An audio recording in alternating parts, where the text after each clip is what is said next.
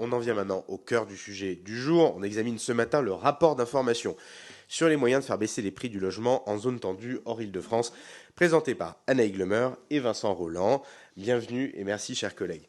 Nos deux rapporteurs ont beaucoup travaillé depuis 5 mois sur ce sujet qui suscite une attente croissante, comme en témoignent les récentes manifestations en Bretagne ou au Pays Basque.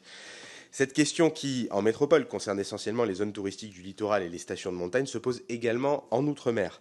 La délégation du bureau de la commission, elle s'est rendue à la réunion et elle comportait Anna Glemer parmi ses membres et nous avons pu évoquer ce problème lors de plusieurs entretiens avec les élus locaux, avec les professionnels de la Fédération du bâtiment, avec la CAPEB, avec une association des promoteurs sociaux de l'île et plusieurs députés réunionnais qui ont également participé à ces entretiens. Je pense notamment à Philippe Naillet, Perceval Gaillard, également Karine Lebon. Que ce soit en métropole ou en outre-mer, le problème fondamental est celui de l'offre.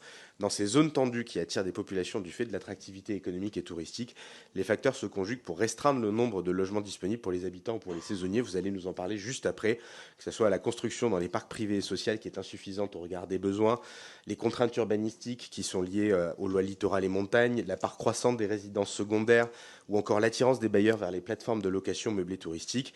Bref, pour répondre aux Français qui peinent à se loger, qui payent des loyers ou des remboursements de crédit trop élevés tous les mois, je rappelle c'est d'ailleurs la première dépense contrainte des ménages, nous devons réussir à mettre sur le marché plus d'offres et encore plus d'offres. Et nos rapporteurs formulent donc 25 recommandations, dont certaines relèvent du domaine législatif. Il vous reviendra, chers rapporteurs, et ainsi que tous ceux qui voudront bien s'en saisir, de déterminer ce qui peut être porté le plus tôt possible et ce qui mérite d'être un peu approfondi dans les mois qui viennent pour se donner un petit peu de temps. Mais une chose est certaine, la Commission devra s'inspirer de ce rapport, de vos travaux, pour avancer sur le logement. Madame et Monsieur le rapporteur, je vous remercie à nouveau et vous félicite chaleureusement pour votre travail et je vous cède la parole.